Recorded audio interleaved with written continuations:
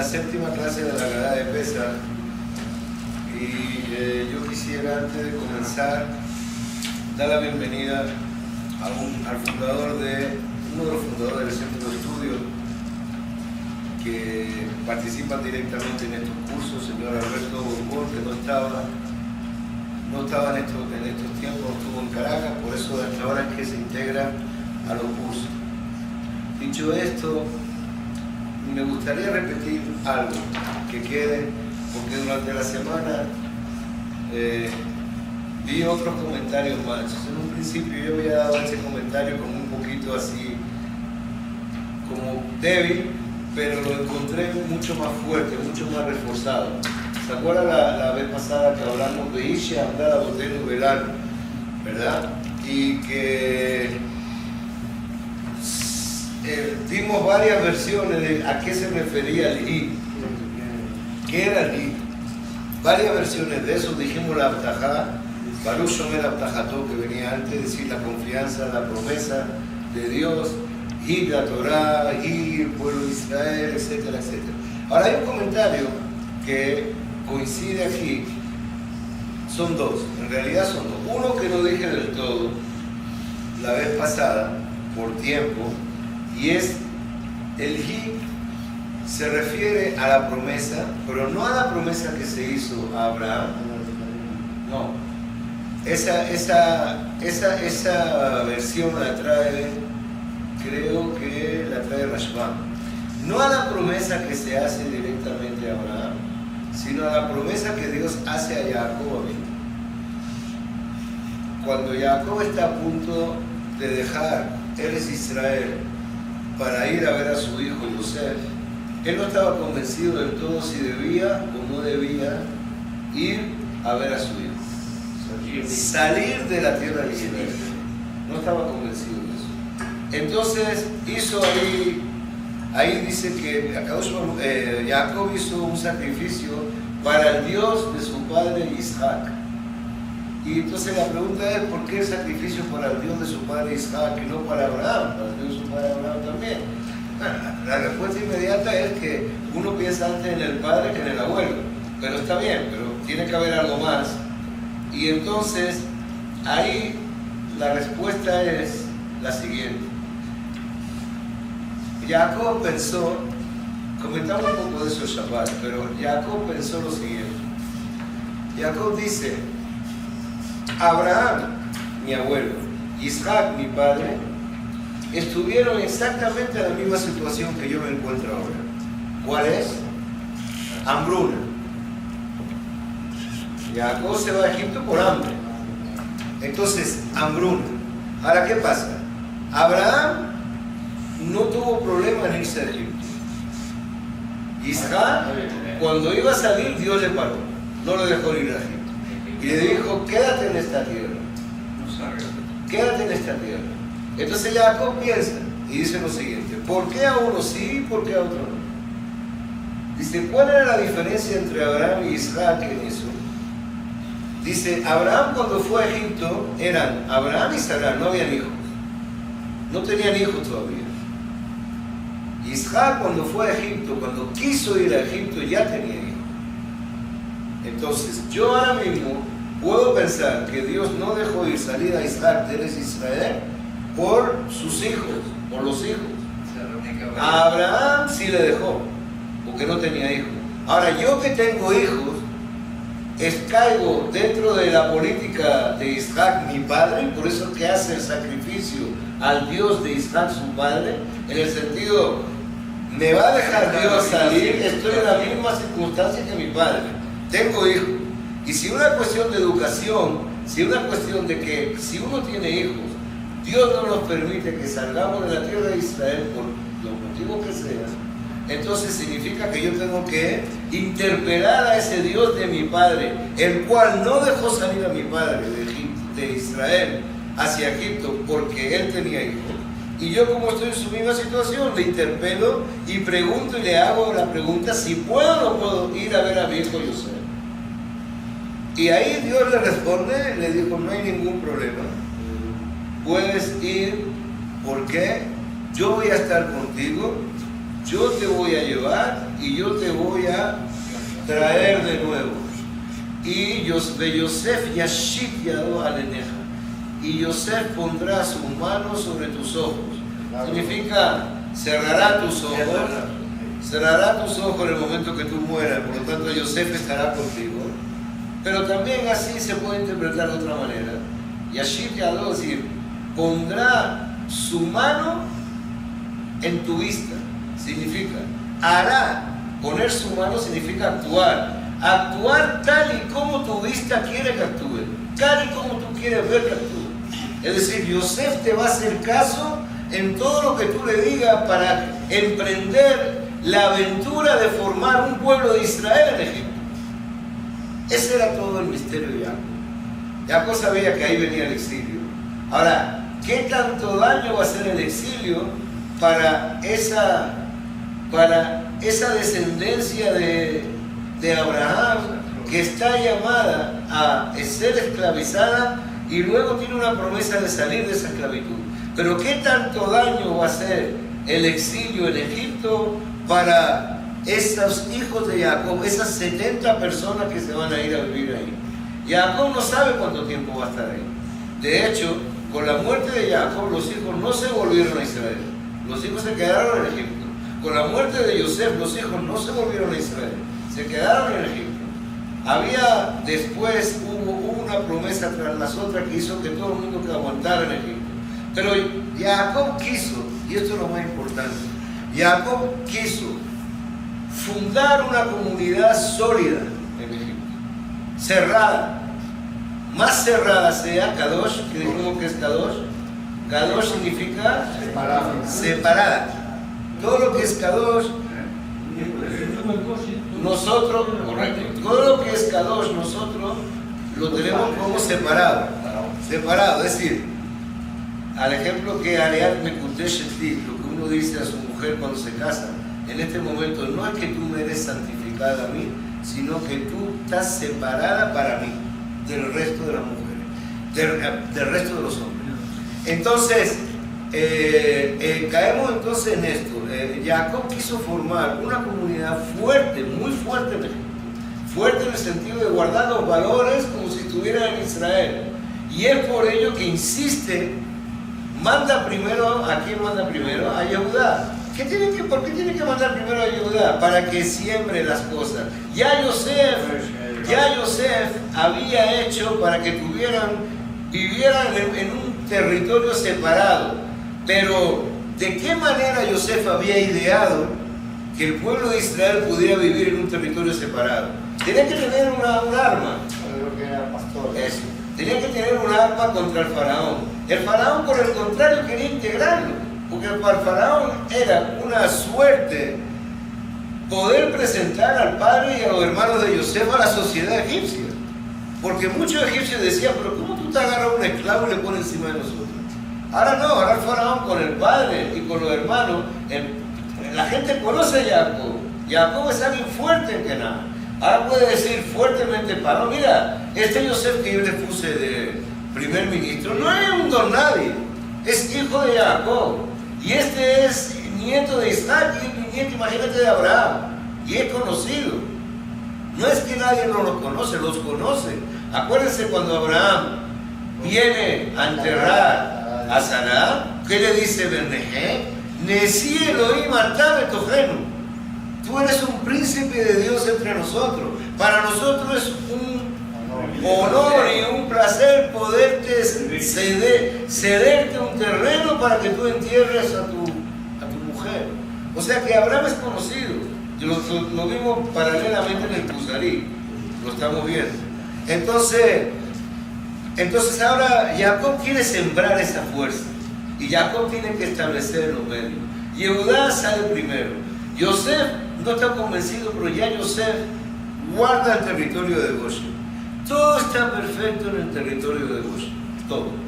Jacob y los hijos de Israel viven separados de él. Mientras que vive Jacob, el territorio de Goshen es una fortaleza. Mientras que viven las tribus, el territorio de Goshen es una fortaleza. Ahora, cada tribu hace perdonar hace jurar a los que quedan de llevarles de ser enterrados fuera de Egipto, en Israel. Cada tribu, al igual que Jacob, cuando Jacob llama a Yosef y le dice, entonces quiero que así que Imadí Gesed de Natik Bereni Misray, haz conmigo Gesed y no me entierren en Egipto. O sea, Jacob sabe de que Egipto le va a rendir homenaje, pero él quiere volver a donde pertenece.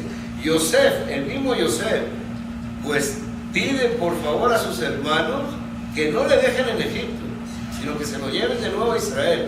Todo el mundo sabe perfectamente en qué posición están en la Golá, en Egipto. A pesar de que tienen todo, están en la Golá, están, digamos, no, están colgados en un hilo, están ahí. Están en un hilo porque van a caer y cayeron. Entonces todos quieren devolverse. Los que quedan guardan la promesa que hace cada uno de ellos para volver. De hecho, Moshe, cuando sale, buscaron los huesos de Yosef, y ahí los jajamín dicen de todas las tribus con él. Entonces, aquí, ¿qué pasa? ¿Dónde es que viene el descalabro? El descalabro viene cuando mueren las tribus y cuando Ubne Israel, Vayirbu, Vayasmu, Bimod Meor, Batimmalea Aresotam. ¿Qué es Batimmalea Aresotam? Ya no se quedaron encerrados en Goshen. No se quedaron encerrados en Goshen. Cuando salieron de Goshen, la misma.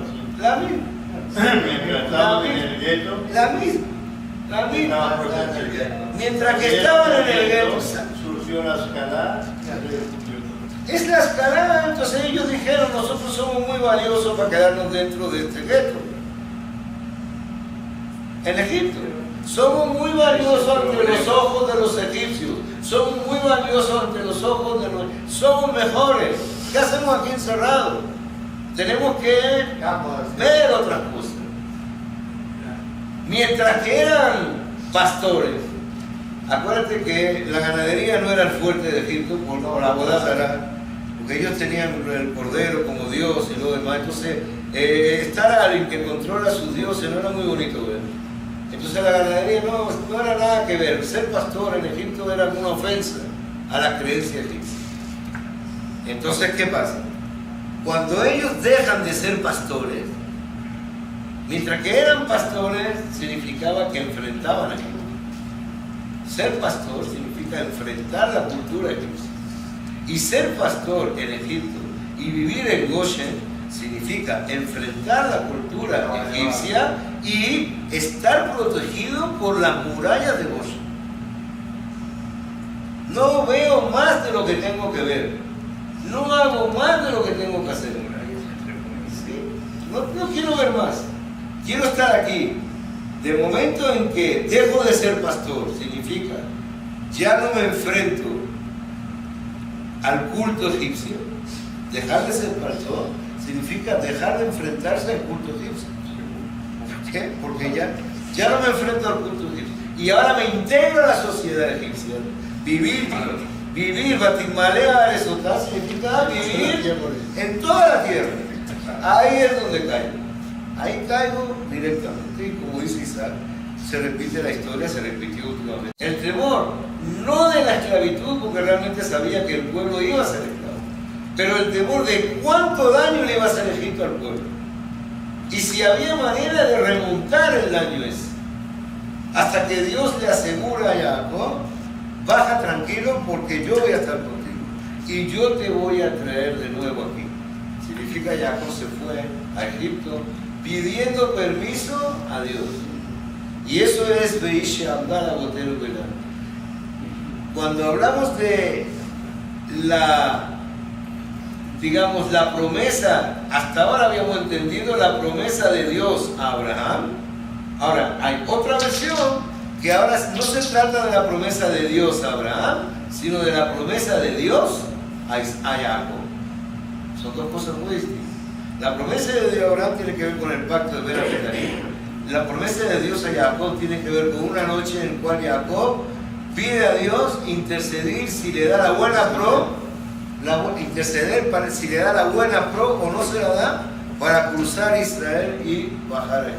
Y era necesaria la esclavitud por Israel. Abraham no protestó, porque Dios se lo dijo. ¿Por qué no protestó Abraham? ¿Y por qué era necesario? Bien. Ok. Eso lo vimos hace un poquito en otro curso, pero lo voy a resumir en dos cosas. Abraham nunca protestó. No lo llamó. Abraham nunca protesta por nada que tenga que ver con sus hijos. Para nada. Nunca protesta por nada que tenga que ver directamente con él. Nunca. La ética de Abraham es inmensa, enorme. Déjate ahora de la esclavitud de sus tataranietos, sino veamos cuando Dios le dice que sacrifique a su propio hijo. Abraham nunca protestó por eso, jamás. Es decir, la ética de Abraham es: si Dios me tiene tan cerca, yo no puedo aprovecharme de esa posición para pedirles cosas que otros no le pedirían o tenerlo lejos. ¿Sí? Yo no puedo pedirle a Dios, que habla conmigo siempre, que por qué ese decreto de matar a mi propio hijo. Cuando se dice que Abraham hace Gesed, cuando se dice que Abraham es la fuerza del Gesed, el Gesed mayor que hace Abraham es por Akadosh Baruj Hu, de no pedirle ninguna razón por esa decisión que le está pidiendo de sacrificar a su hijo.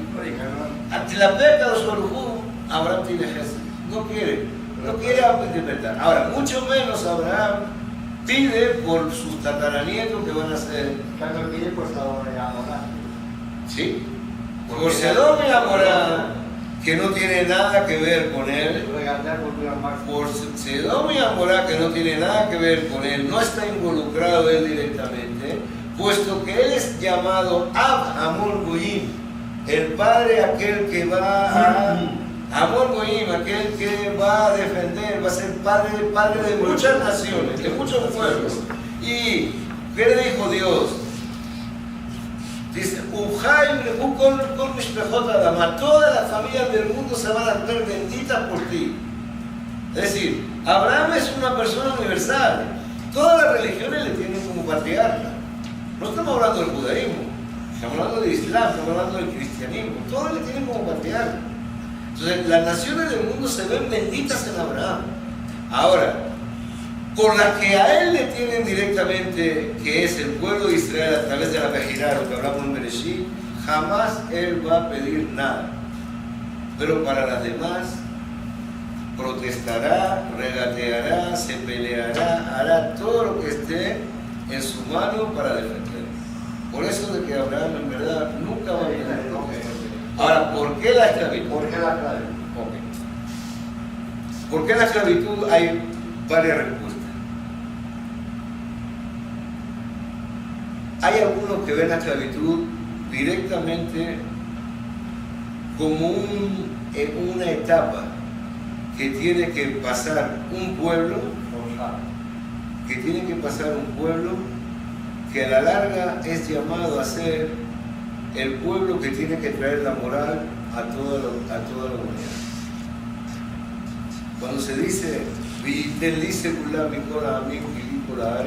ustedes van a ser un pueblo separado, un pueblo diferente, y un pueblo, un reino de sacerdotes, y una nación,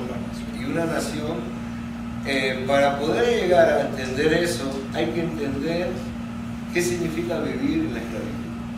Pero no entenderlo en forma teórica, sino pasar por ello y decir, ahora yo sé lo que es y ahora yo sé cómo tengo que actuar justamente en contra de todo lo que yo viví.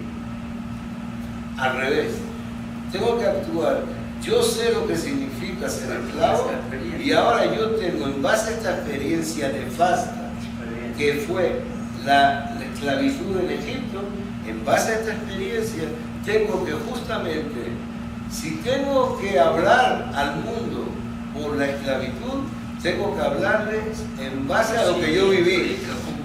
En base a lo que yo viví. Un forjamiento de la historia, sí, claro.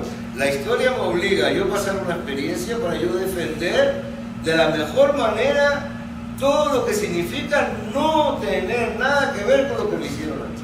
Sí, si Israel va a tener en el futuro esclavos y esclavos egipcios, y va a tener extranjeros egipcios dentro de Israel, él tiene que entender justamente que todo cuanto vivió Israel no puede ser repetido. Eso es número uno. Por eso es que Pesaj es tan actual.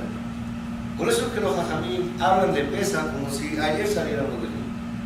Y nos piden, Mejondor Valor, Hayab Adam Leroy Tashmok Ilu y Asam Israel. O sea, en cada generación, o sea, eso no es, realmente eso no es, eso de que nos pide la Agadá, no es algo así como para que pensemos y digamos, bueno, está bien, que nos daremos cuenta como dicen, no, de verdad tenemos que pensar, reflexionar.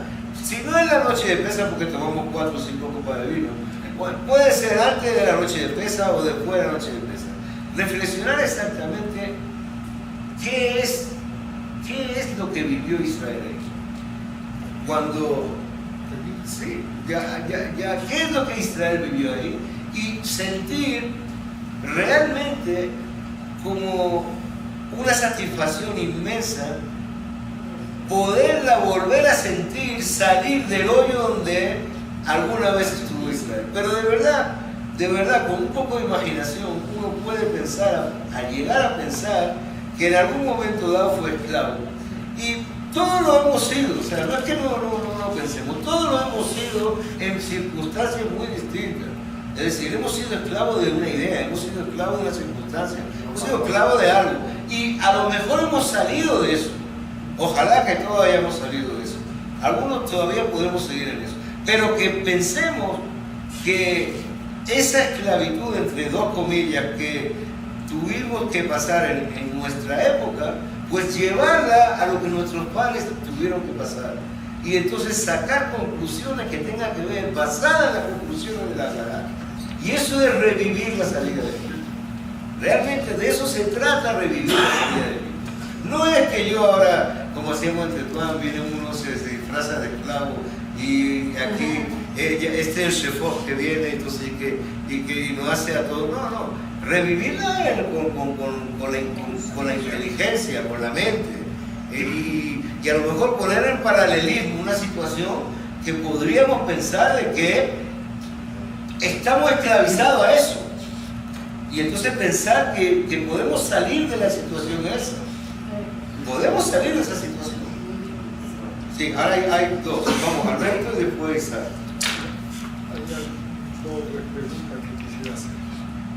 ¿Quién se considera judío? ¿Quién se considera judío? En esta religión, hijo de madre judía. ¿Cómo? Perdón, ¿sí o no? Sí. Exactamente. Los que descendieron a Egipto eran varones, casados con judíos. Exactamente. Entonces, los hijos de esos 12 tribus eran judíos o no judíos. Sí. Perdón. Eran descendientes de Jacob. Antes y después de matar Torah. ¿Cómo? Antes de matar Torah era por el padre. ¿De dónde viene eso? Sí, como la Torah. ¿En la Torah de qué? Los repartos, la herencia, por vía patrón, por vía... Herencia es una cosa. Herencia es una cosa. Todo. No. La ascendencia viene por padre. Todo por padre.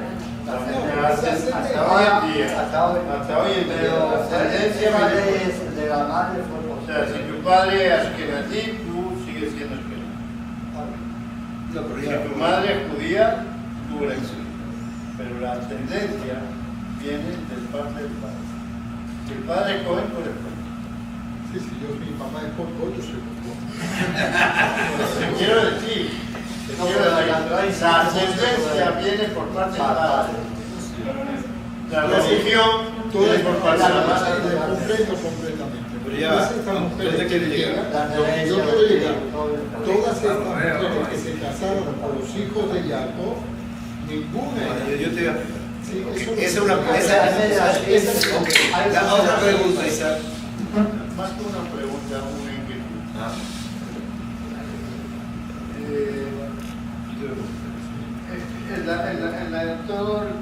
En toda la historia se verifica que cada vez que el pueblo judío intenta asimilarse, intenta integrarse al medio, corre el peligro de desaparecer. ¿Sí? O sea, que nosotros estamos destinados, y queremos seguir siendo judíos, de aislarnos totalmente. ¿Cómo un pueblo que se aísla totalmente puede ser por la cruz? Muy bien. Por la luz del mundo. Perfecto. ¿Algo más? Ok, vamos con la pregunta de Alberto. La pregunta de Alberto dice, las 12 tribus se casaron. No sabemos con quién se casaron. Hay muchos medrashim que hablan, que dan la vuelta y que para justo evitar esa pregunta, dice que por ejemplo Yosef...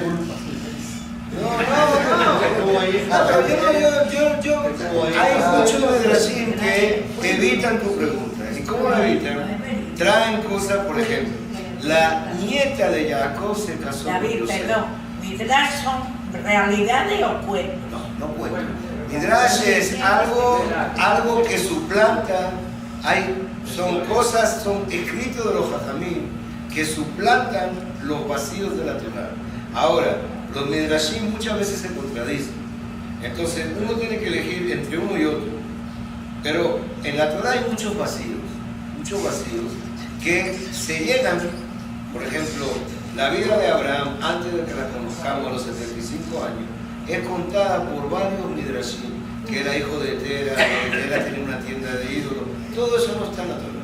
Todos esos son midrash que escritos por los Jajamim o que escucharon directamente que Moshe repitió del Sinai en forma oral, ¿verdad? Pero los midrashim uno se va suplantando uno con otro y de esa manera se llegan a lagunas. Esas lagunas que tenemos en la Torah se van llenando. ¿Entiendes? Medrash no es historia.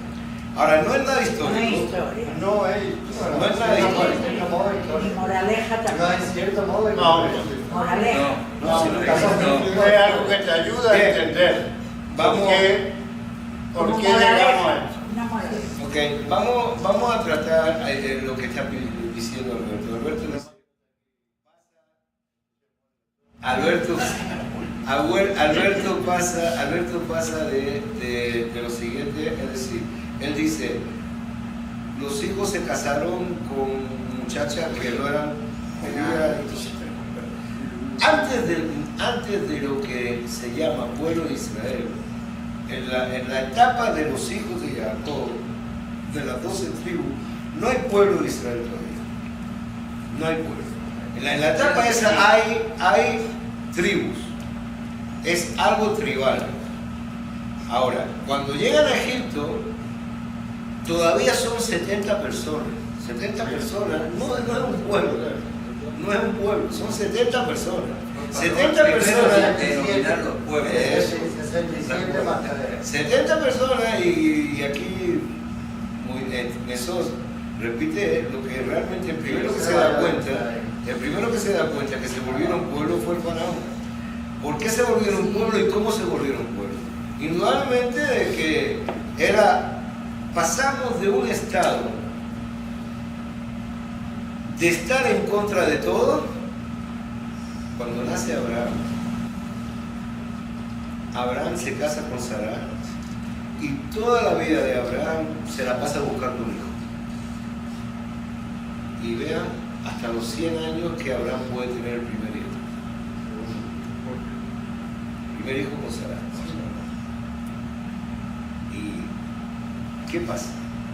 si cuando la humanidad se hace, la primera bendición que recibe Adam Arishon es Perú, multiplicado. Entonces la humanidad se multiplica a una escala exponencial y el pueblo de Israel, cuando se forma el pueblo de Israel, es un embudo que pasa por las 4 matriarcas estériles. Las 4 son estériles: Sará, Rivka, Lea y Rachel. Las 4, no hay manera de que tengan hijos. Sará ya lo sabemos, Rivka igual, Lea igual. Pues no hay que Sí, igual. Lea era igual, no podía tener hijos. Lea tampoco. ¿No? Lea tampoco. Tenía el poder del rezo, de pedir. De pedir. Sí, lo que dice Shalom es que al estar casado Jacob con Rachel y Lea, y si una persona se casa con 2 mujeres y ama más a una que a la otra, tengan por seguro que el mejor va a ser de la mal querida. De la mal querida, no de la más querida. No de la más querida. De la mal querida. Y eso es lo que dice el Pasuk: Vayar Hashem quise Lea Sara, Lea. Vio Dios que Lea era mal querida, por lo tanto la dejó en estado. La bendijo con los hijos. Entonces, ¿qué pasa? Ahí todo es un embudo para tener hijos, el pueblo de Israel. ¿Qué pasa? Eso es en su estado tribal. El estado tribal del pueblo de Israel fue un problema. Un gran problema. Ahora,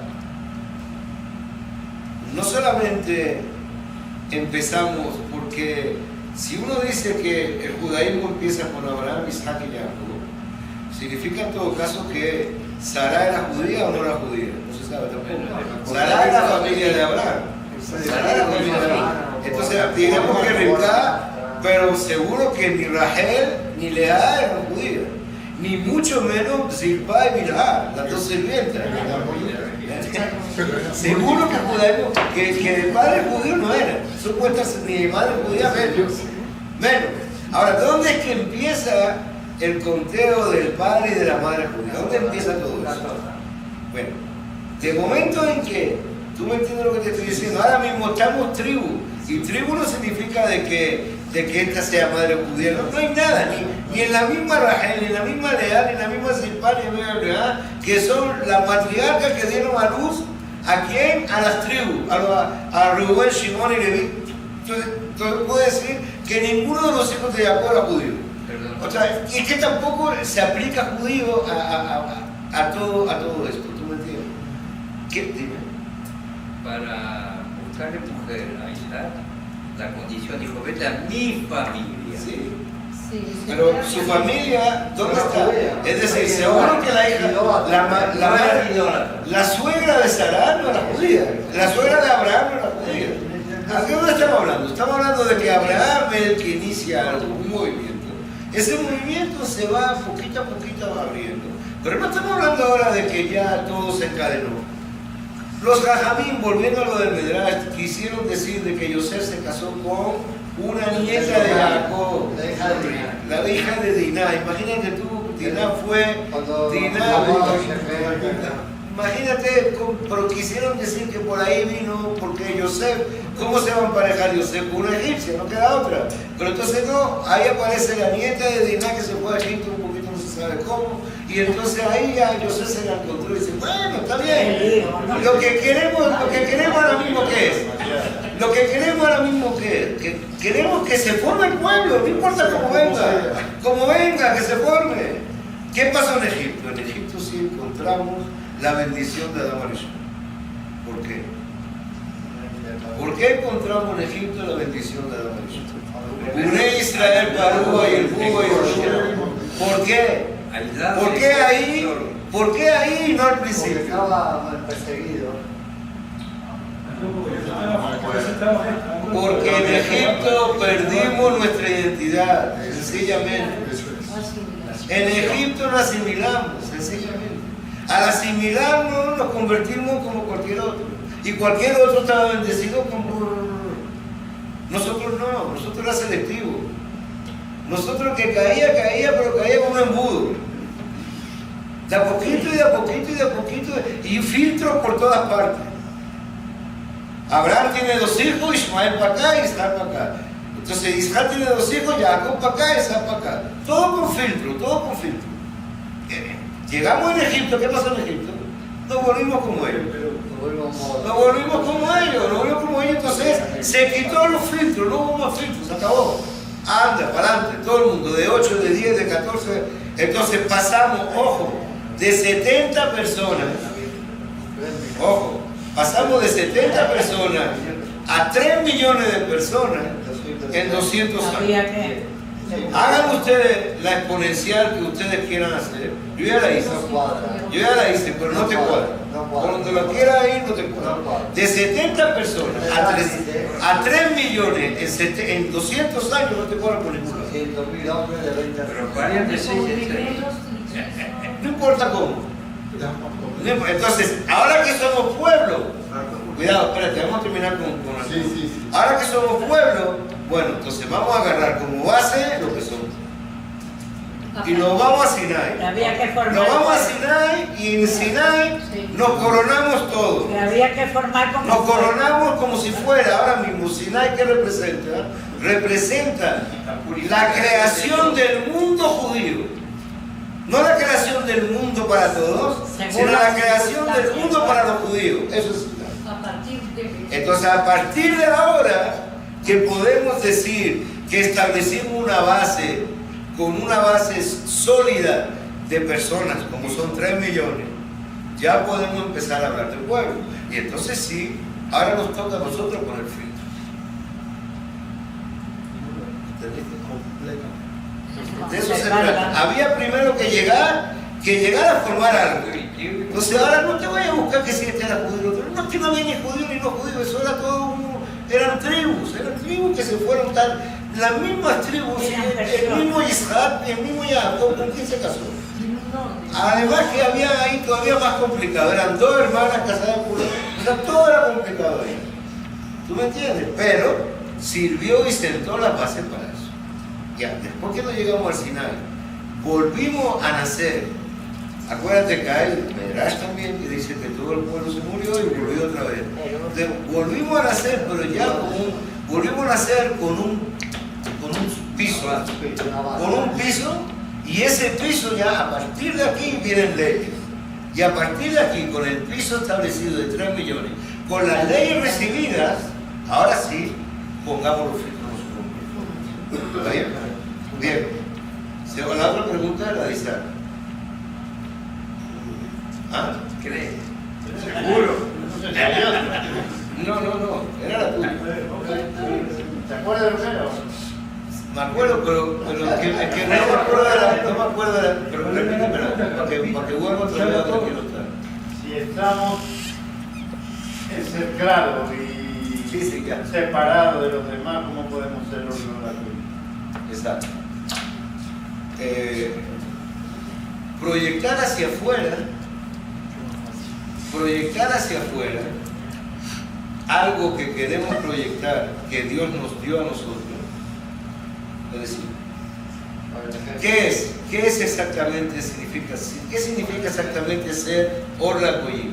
¿Qué es exactamente Orla Goyim? Una luz para las naciones. ¿De dónde viene una luz para las naciones? Beatente y Yuli, y ustedes segulá y colami. Una segulá significa algo como una vía de escape dentro de este mundo, de este mundo para todas las naciones. Bien. Volvemos exactamente, tenemos que volver igual aquí. Todo hay que volverlo a Bereshit. Esas preguntas que usted dice no son preguntas, pero súper profundas, que eso no toma un minuto explicarlas, pero lo que él acaba de decir, lo que tú acabas de decir, todo hay que volverlo, hay que recogerla en Bereshit. ¿Cómo en Bereshit? ¿Qué pasa en Bereshit? En Bereshit no se crea en la primera perashá, no se crea el pueblo de Israel. La intención no es crear un pueblo de Israel. Todo el mundo. La intención es crear la humanidad. La intención no fue crear a Abraham Avinu. La intención es crear a Adán Arishon. Adán vino antes que Abraham. Abraham es una consecuencia de que lo que sale de Adán es hijo. Del fracaso de la humanidad. Abraham es la consecuencia del fracaso de la humanidad. Vale decir, el pueblo de Israel es la consecuencia del fracaso de la humanidad. ¿Qué era lo ideal? ¿Qué era lo ideal? Lo ideal es una humanidad unida. Un pueblo unido. Entonces todos con cosas claras, qué hacer y qué no hacer. Entonces, ¿para qué? ¿De qué se trata que haya un pueblo unido? ¿Para qué? Bueno, hacer de este mundo un lugar donde Dios pueda estar. Si Dios crea el mundo, ¿es para qué? Tener un socio en la parte donde yo creé para transmitir los valores que yo quisiera que esta creación que yo hice tenga. Lamentablemente, a diferencia de todo lo creado, el hombre tiene una libertad de acción, un libre albedrío. A diferencia de todo lo demás creado. Todo lo demás creado no existe la libertad de acción. En el hombre sí existe. Entonces se crea el hombre como diciendo, quiero Dios, tener un ejército en este mundo, en este mundo aquí abajo, para que entre todos entiendan lo que significa poder ser una humanidad correcta, una humanidad intacta, una humanidad completa de valores. ¿Qué quiere? No, quería, sigue. Una humanidad completa de valores. Yo tengo Eso es. papel. Bueno, ya. Una humanidad completa de valores. Eso es lo que yo quiero. Una humanidad plena de valores. Lamentablemente, en 10 generaciones que fue de Adán a Noah, hay un exterminio completo de todo lo creado. Hay un diluvio porque nada de lo creado se ajusta. Damos una oportunidad de 10 generaciones más hasta que llegamos a un punto donde, si bien no vamos a volver otra vez al exterminio, vamos a quitarnos la idea de que haya una sola humanidad, de que haya una sola nación. Vamos a quitarnos de la mente esa idea. ¿Por qué? Porque no funciona. ¿De qué manera puede funcionar? Si yo divido, entre ellos se van a entender mejor que si yo los dejo juntos. ¿Por qué? Al dividir, hay unos que van a tener y otros que van a dejar de tener. Se van a ver acuerdos. Para ver acuerdos, uno se tiene que sentar con el otro. Entonces, de ahí la división. La división no es porque es que juntos no caminan. Juntos lo que hacen es pensar todo el tiempo en cómo ser más fuertes que otros. Al dividir, unos carecen de algo que otros tienen. Y eso da la vuelta. Y eso los va a unir. Pero, si es así, se acabó el propósito inicial. ¿Cuál era el propósito inicial de Dios? Hacer habitable este mundo para las fuerzas de arriba. Ese era el propósito inicial de la creación del hombre. Pero se acabó, porque ya el hombre ya no puede cumplir con eso. Ahora se tiene que dedicar el hombre a reconquistarse a él mismo con las demás naciones. Y se tiene que olvidar de Dios. Entonces hagamos algo distinto. Y como ese pueblo, puesto que hay 70 naciones, hagamos un pueblo distinto y ya veremos de quién empieza ese pueblo. No hay nada decidido todavía. Vamos a empezar ese pueblo de alguien que piense correctamente el origen de lo divino. Ese es Abraham. Un segundo, pues ya voy a llegar a terminar. Es que no se puede responder en una frase porque es muy difícil.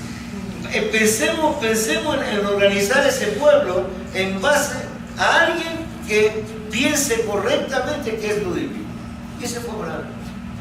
Pero Abraham pensó sin tener idea de lo que iba a pasar. Plan B fue Abraham. Sin tener idea de lo que iba a salir de él. Entonces Dios le elige a Abraham a raíz de que Abraham elija a Dios. Esto fue una acción de ti yo voy a ser un pueblo que de alguna forma diluya diluya. Lo que yo tenía que ser para todas las naciones del mundo, la diluya a ella y a los demás. Ahora, la única manera que ese pueblo del cual tú vas a ser el que lo va a formar pueda cumplir esa misión es que el pueblo sea fuerte entre ellos. Fuerte entre ellos. Fuerte en valores, en conceptos. Si el pueblo se emancipa, si el pueblo se diluye, al querer diluir el ejemplo, se diluye el mismo entre las naciones, se pierde. Eso estamos volviendo otra vez a otro. Es decir, por querer diluir también el ejemplo, me voy a vivir y me siento a vivir con el goy, pierdo mis valores de judío y no tengo nada que expresar. Él fue el que me trajo a mí. Él, en vez de yo hacerme oír, él fue el que se hizo oír. Entonces la única manera de que yo pueda de alguna forma servir al propósito inicial de lo que fue el concepto del judaísmo, la única manera que yo pueda hacer eso es que yo sea fuerte, que yo sea kadosh, que yo esté separado. Y cuando yo me sienta separado dentro de las naciones, ahí yo puedo enfrentar las naciones. Pero cuando yo me sienta identificado con todas las naciones, ahí en vez de yo transmitir, me van a diluir, me van a transmitir a mí y me van a borrar a mí completamente. Me van a borrar porque el problema es el número. Por ideas nos ganan, pero por número me hunden. El problema es el número. Si yo acepto los principios que ellos aceptan y si yo sigo en el mismo rango que ellos me quieren llevar, yo desaparezco. Seguro que desaparezco. Desaparezco porque no tengo la capacidad de número. No tengo el número que debería de tener para hacerle frente. Porque yo puedo decir perfectamente, hagamos una cosa, vamos en lugar del sábado, vamos a hacerlo el domingo, yo no tengo ningún problema. Igualito voy a hablar de Dios. Pero ustedes que no quieren que el sábado, vamos a hacerlo el domingo. Pero vamos a hablar de la Torah, pero que no tengo fuerza, porque no tengo gente. La única forma de que yo pueda convencer es estar convencido yo mismo. Porque no hay otra manera entre todos. Es la convicción. La convicción que yo tengo. No, ¿por qué aquí la convicción es tan importante? Porque es tan importante porque el número es cero. Porque a mí me ¿cómo se dice? A mí me tragan en un momento. Me absorben en un momento. No tengo defensa. Física no tengo defensa. Fíjate que se triunfó en la idea del monoteísmo. Siendo triunfamos, pero ante ¿cuántos millones? Pero no, Siendo, el cristianismo según nuestra misión, ¿quién implantó el monoteísmo? Una sola persona Bien, vamos. que se convirtió en varios. Vamos al otro punto. La Agadá, ok, ese era el primer punto. Nos tomó tiempo, pero era bueno aclarar, porque aclaramos el exilio. Y es muy importante, los puntos del exilio son muy importantes para entender Pesach. Es muy importante. Purim es un derivado de Pesach, pero hay que entender Pesach para entender Purim. Y es muy importante los puntos del exilio. Ahora, un segundo punto, yo dije en un principio que eran dos conceptos. Un primer concepto que no dijimos la otra vez, de Isha Amdal Abotenu Velano. El segundo es, de Isha Amdal Abotenu Velano, esta que se paró delante de nosotros, es la idea, es justamente lo que se paró entre nosotros, es el concepto y la idea de que en cada generación van a venir a exterminar. Esa es la que nos va a salvar. ¿Cómo traducimos esto? Veamos, Veisha Abdala Botero Velano, Shebejodor Gador Amadaleno Lejandoteno. Entonces, a Kadosh Baruj Hu nos vas a dar millada. Ahora, ¿qué es lo que se paró delante de nosotros? Decimos la Torah, decimos la Abdajá, la promesa, decimos la promesa de Jacob, decimos el pacto con Abraham. Todo esto se paró delante de nosotros. Pero ahora digamos algo más. La enseñanza que nos dio la vida de que en cada generación van a venir a exterminar. Y ese, en la enseñanza, el concepto del que nos da la vida, la experiencia, eso es lo que tenemos que ver en Pesaj. El hi es la premisa de estar claro que Am Israel, mientras que esté en el exilio, van a querer exterminar los hijos. Es decir, lo que nos va a salvar a nosotros es que tengamos claro que en todas las generaciones van a querer exterminar. Porque si nos olvidamos y decimos, eso pasó en Egipto nada más, o eso pasó en Inglaterra nada más, o eso pasó en Francia nada más, estamos perdidos. Ahora, al igual... que venir con el palo para unir. No, antes que llegue con el palo hay que estar preparado para saber que alguien va a venir con el palo. Claro. Está bien, me permite. Está bien que sepamos que en cada generación van a ocurrir actos antijudíos, ¿no? En la Segunda Guerra Mundial murieron muchísimos hajamim, grandes hajamim de Europa, murieron en la Segunda Guerra Mundial. Si era para castigar a los judíos o para demostrar a los judíos que ya no eran judíos porque nunca habían perdido podía castigar a los que se separaron del judaísmo. Pero ¿por qué contra esos grandes hajamim, y que no son cientos, son cientos de miles de hajamim que murieron con ellos? ¿Qué explicación? No hay explicación. No, déjame explicarte.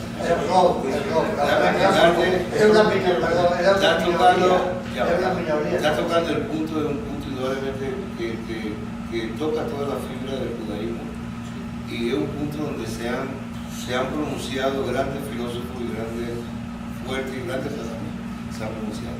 Ahora, uno puede tratar de una explicación cuando la que se da es individual.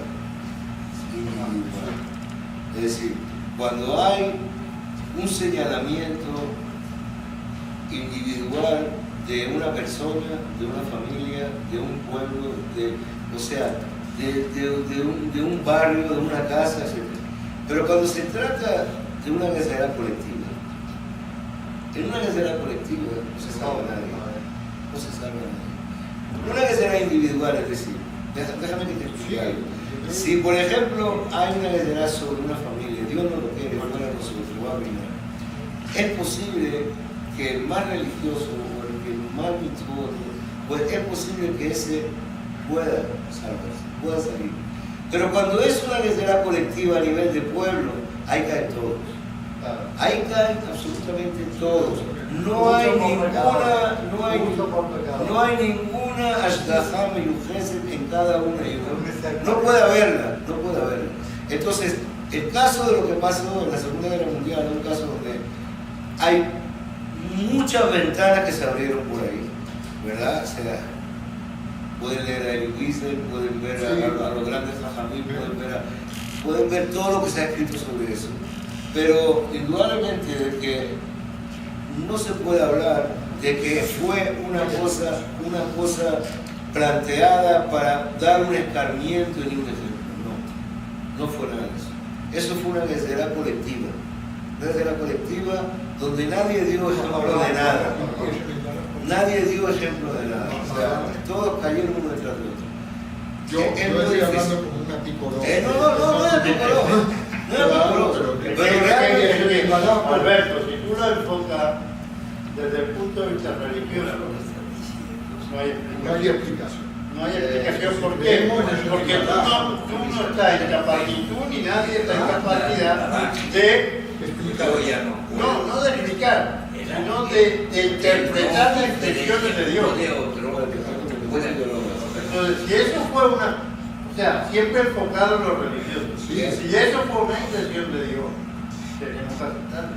Porque simplemente no estamos en capacidad de juzgar la intención de Dios. Ahora, si tú lo enfocas desde el punto de vista histórico, social, psicológico, político, como tú quieras, pues tener por ejemplo.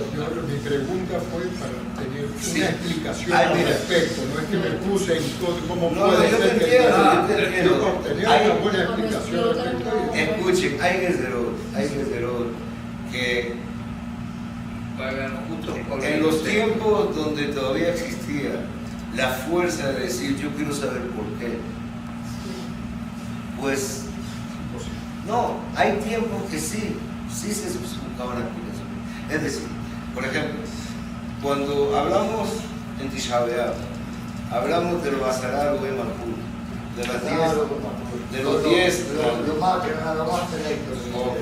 Entonces, ¿qué pasa? Cuando les trae la sentencia, que está escrito ahí, lo que leemos en la Quiná de Tisha B'Av, bien, entre paréntesis, el árbol de Malkut no eran todos de la misma época, no eran todos de la misma época, pero se fueron cayendo a través de la época. Ok, entonces cuando sale la sentencia, y quiero que lo sepan, la respuesta que dieron los hajamim, dijeron, denos 3 días, vamos a subir, vamos a preguntar si es una necesidad y si hay forma de que esa necesidad se acerque. Acuérdense de lo que les dije abajo, para Purim. Cuando se enfrenta una guerrera, si la guerrera viene por Dios, al único que se le puede pedir que cambie eso es a Dios. No es cuestión de irnos a Hitler ni irnos a... No se puede hacer nada. O sea, si ya está hecho, está hecho.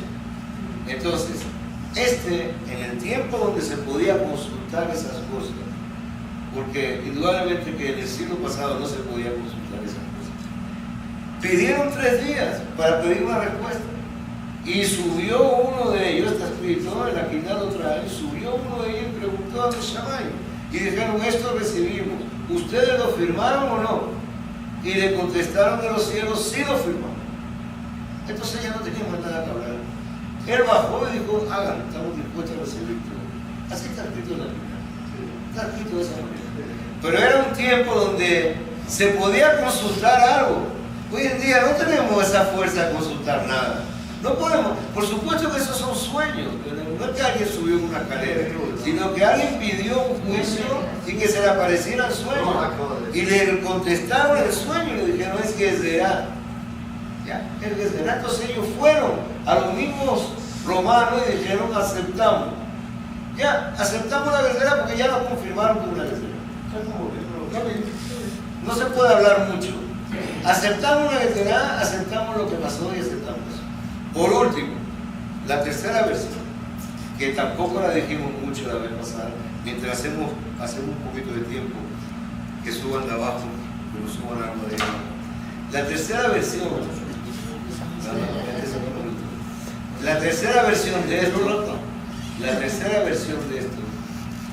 es que justo cuando decimos Beisha andar a botar, escucha, y después, pero nunca pensamos en que simultáneamente a eso levantamos una copa de vino. Simultáneamente al decir Beisha andar a botar el verano, levantamos una copa de vino. ¿Y qué queremos decir? Esta copa, que fue la que nos separó a nuestro pueblo, es decir, la asimilación. Es decir, mientras que yo siga bebiendo el vino kasher, mientras que yo esté sentado en una mesa donde todo sea kasher, mientras que yo no me mezcle para tomar vino con alguien distinto, mientras que yo me cuide a mí mismo y cuide a mi familia, ella nos va a separar del resto. Porque justo cuando hablamos ahí, levantamos la copa de vino y la enseñamos. Por supuesto, nadie va a poner un vino Nese en la noche de Pesach. Van a poner un vino kasher. Y el vino kasher es el que tenemos ahí. Y es vino del año. Y además, lo más importante es con quién lo tomas. Con quién lo tomas. bien, no empezamos con... No, quedamos en la misma porque era bueno aclarar lo del exilio. Sí. Lo del exilio era muy bueno aclararlo porque, ¿qué pasa? No adelantamos, digamos, en la cadena en cuanto a... muchas cosas. No adelantamos la cadena en cuanto al capítulo porque para hoy tocaba los bikurim. Los bikurim, que significa todas las primicias que el pueblo de Israel tenía que traer. Estos son los bikurim. Justo las primicias, la perashá de los bikurim. Y ahí, cuando uno trae los bikurim, si quiere vamos a leer, mientras que trae eso, ¿verdad? Solamente vamos, todo el mundo tiene eso. Quiso pasar el mismo, porque si no, esta la orden de exterminar y bueno, va la jamaba, él va. Ahí termina todo el mundo. Pero él mismo se debe separar. Él sí. Bien. Por eso no le dio el poder a los La otros. asimilación, sí, pues la asimilación. También Palabra. ya hablamos mucho. ¿Cuál es la palabra? Esa palabra? es el distinguirme yo y no asimilarme. No asimilarme. La copa de vino te hace sentirte dentro del ambiente kasher y eso hace que esté cuidando mi asimilación. Y eso es exacto, esa es la que nos guardó de año tras año. El no asimilarnos con los demás. ¿Bien? ¿Está claro eso? Ok.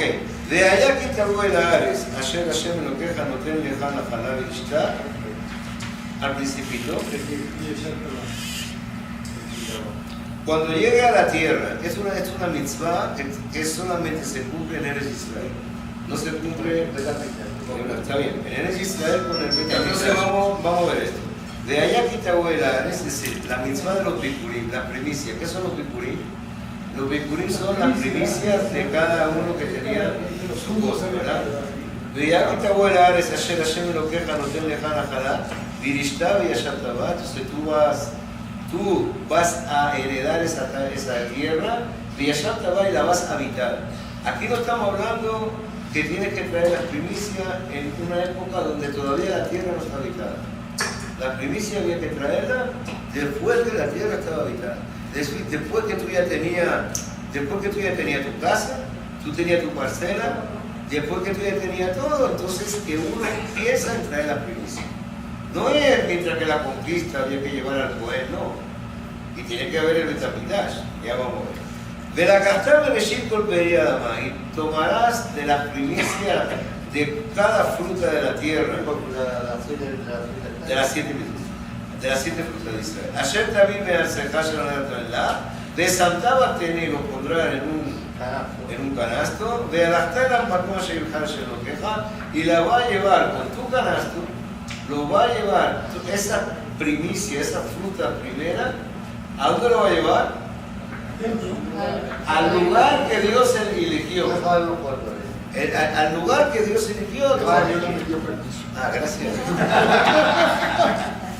Al lugar que Dios eligió, la va a llevar. ¿Ok? La va a llevar al lugar que Dios eligió.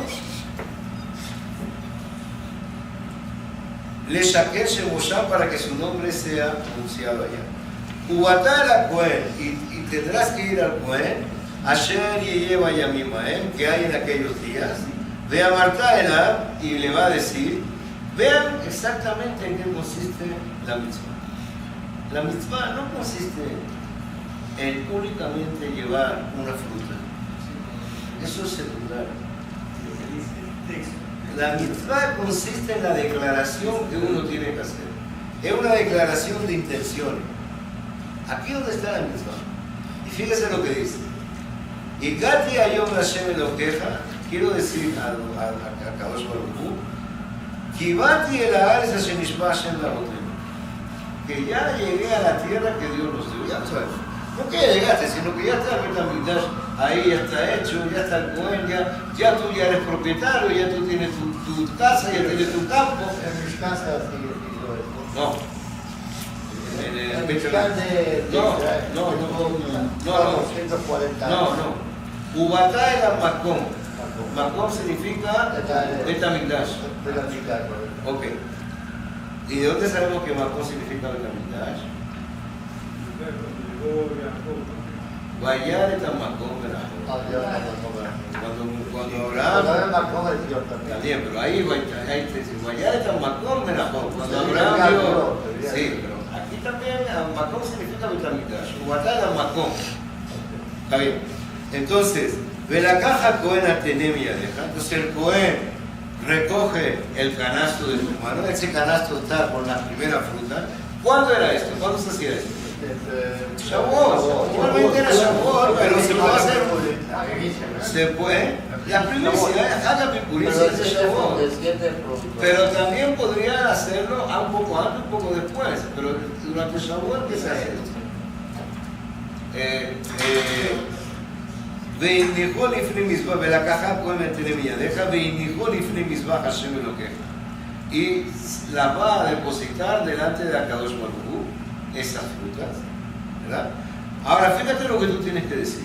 Ve Anita, ve a Marta, y va a contestarle, y va a decir, Lifnei Hashem Elokeja, Aramí Obed David. Ahora vean todo lo que dice aquí. Aramí Obed David, Vayer en Misraim, Vayago Sham Irtemead, Vaisham Legol Gadol Asum Barad, Vayareb Otanu a Misrim, Vayanun, Vayitenu Alenu Abodak Hashem. Vanishaque Adonai Eloi Abotenu, Vaishma Adonai el Corel. ¿Qué es esto? La Agadá.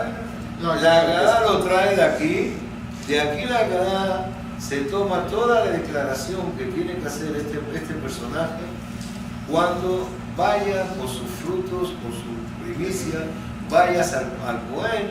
Este personaje tiene que repetir exactamente eso. Ahora la Agadá se toma, vamos a traducirlo un momento, no perdemos nada.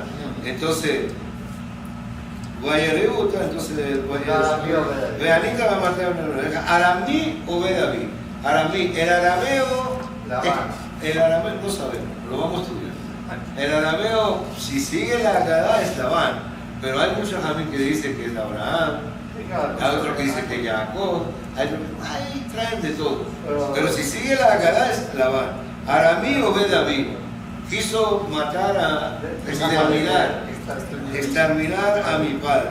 ¿No? Esa es una de las frases más difíciles de entender de toda la Torá, de todo el Sefer, de la Torá. Es dificilísimo entender esa frase. Aramí o Bedaví. Es una frase muy difícil. Bueno, se remonta cuando Eliezer se quiso matar a Eliezer. ¿Qué? Quiso matar a Eliezer. ¿Qué? El Labán. Cuando Labán quiso matar a Eliezer. Envenenarlo. Eso también ya no lo hace. Entonces ya no se podría casar nunca con Ismael. Está bien. Y ya nunca se podría casar. Es un Medrash. Lo que está trayendo Shalom es el Medrash. Y el Medrash dice de que cuando Abraham vino y mandó a Eliezer, le recibió Labán y le dio a comer y dijo que le quiso envenenar para que... Lo tomó el padre y se murió. Es un cuentito. Bueno, está bien. Entonces, y que el que lo pagó todo fue el padre. Entonces, Veanetaba Marta de Shanaja Aramí o David, Vayer en Misraim y bajó a Egipto. ¿Quién bajó a Egipto? ¿Labán o bajó a Egipto? Porque dice que Aramí es Labán. ¿Labán o bajó a Egipto? Abí bajó a Egipto. Vayago Sham Intemeán y fue con poca gente. Vaisham le golgador a su morada. Y ahí fue que se convirtió en una gran nación. En una gran nación fuerte. Vayaré Botano a Mistrim Vayanun. Y ahí los egipcios nos hicieron mal y nos afligieron. Vaitenu aleno a Bodakashá. Y nos dieron trabajo forzado. Vanishak el Adonai y lo veamos. Y clamamos a Dios, Dios de nuestros padres. Vaishma Adonai el Torero.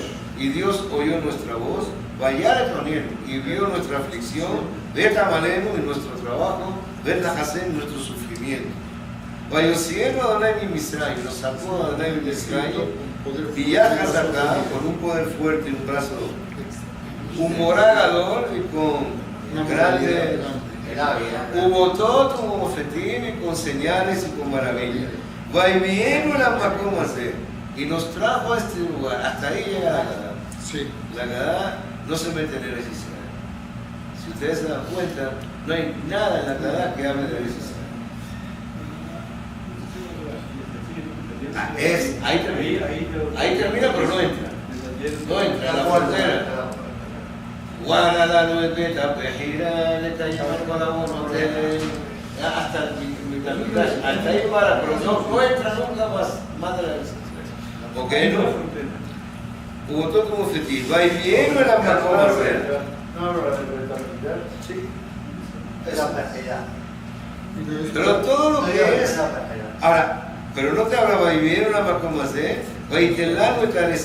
Y nos dio esta tierra, eres la baja la Bubash, una tierra de la cual emana la leche y la miel. De Ataime Beti, yo traje, et Reshim Periadama, los frutos, los principios de Los primeros frutos de la tierra. Asher natata li Hashem v'itnatu lifnei Hashem lokecha v'ishtachavita lifnei Hashem lokecha. Esto era una declaración que estaba escrita. Estaba escrita. El que sabía leer, la misma. El que sabía leer, la leía. El que no sabía leer tenía que repetir palabra por palabra. No tenía que hacer esto. Tenía que decir exactamente esta frase. ¿Ok? Entonces, la Agadá, ¿qué hace? La Agadá nos trae esto y lo coloca aquí. La mayoría de los mefarshim, la mayoría de los que comentan la Agadá, dicen que aquí empieza el relato de la salida de Egipto. Aquí empieza el relato de la Agadá de Pesach. Todo lo anterior a esto es una introducción para llegar definitivamente al cuerpo de la Agadá. Aquí empieza la misma de Igata de Vitana. Aquí donde empieza la misma de transmitir a tu vida. Todos los que, la mayoría dicen que aquí empieza. Antes que eso es una introducción. Ahora, ¿cómo se relaciona? ¿De qué manera se relaciona la Agadá, este relato de las primicias, con lo de Pesach, con la salida de Egipto? Bien, lo que ustedes tienen aquí después está lo que trae Maimónides por el Ebujín, de la forma como Rambam relaciona esto, y lo que trae Abravanel, y lo que traen varios sobre esto.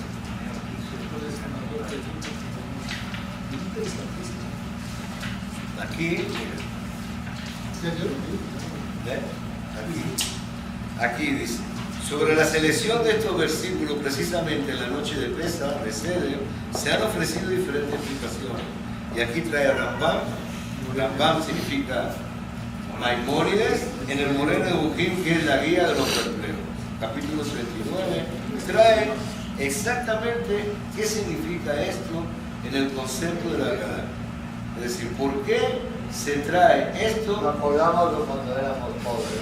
Entonces, aquí, resumiendo un poco, es dar en principio,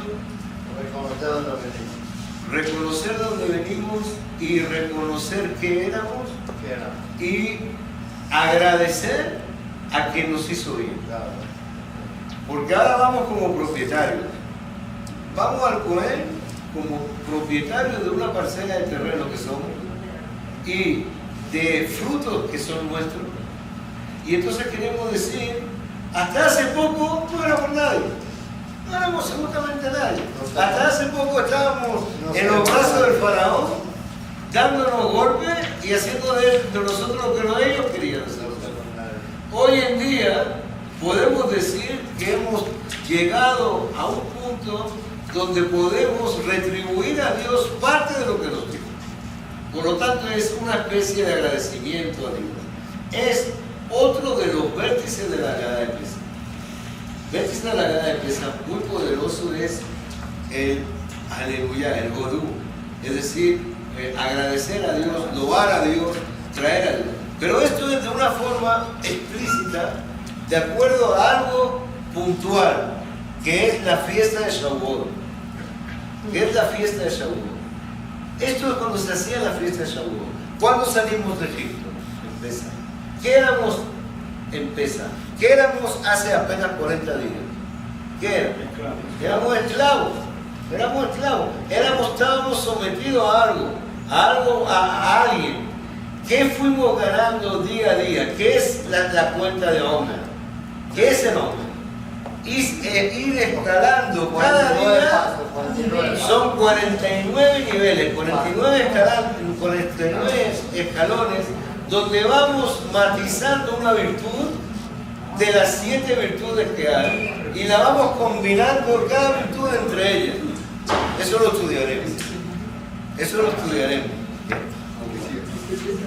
Sí. Eso lo estudiaremos. Eso lo estudiaremos. ¿Qué es? ¿Cómo se hace la virtud? Eso cabalísticamente. Pero durante 49 días que pasa de Pesach a Shavuot, ya lo vamos a levantar. Durante 49 días que pasa de Pesach a Shavuot, estamos escalando un nivel. No estamos hablando ahora de ser pobre a ser rico, no. De pasar de esclavo, donde levantamos la cabeza y solo podemos pedir al faraón. Eso era el gran problema de Israel, que no sabían buscar a nadie en ayuda sino al faraón. Y dejamos de pertenecer, de ser dependientes directos del faraón, para pasar ahora no solamente a ser dependientes de Akadosh Baruj Hu 49 días, sino de agradecer, de estar en una posición en la cual estamos en condición de poder agradecer y ofrecer. Dejamos de pasar de esclavos a un rey idólatra a propietarios que agradecemos al Dios de Israel. Todo eso se hizo matizando caracteres durante 47 semanas, un carácter por semana, un carácter con distintos vértices por semana. Y eso lo vamos a tener Un detalle pequeño. El Torah no menciona para nada que el pescador tiene ninguna relación con Matan Torah. Habla de Usfartem la gente. Pero habla de Usfartem. No, sí, no, que Shavuot de Matan Torah no se menciona. Pero se dice Usfartem con Tareis. Bien, lo importante es cómo pasamos de un estado a otro. Eso es lo importante. ¿Cómo pasamos de nuestra dependencia al faraón a la dependencia directa de Akadosh Baruj Hu?